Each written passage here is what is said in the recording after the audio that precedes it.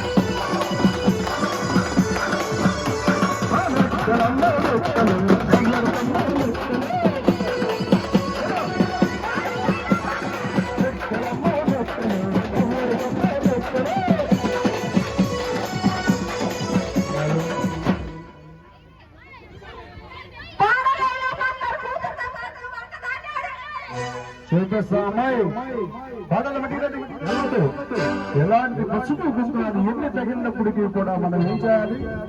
తగ్గేదే లేదు.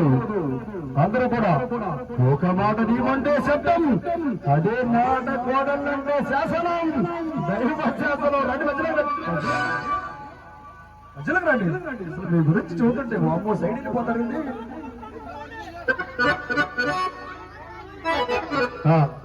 అక్కడ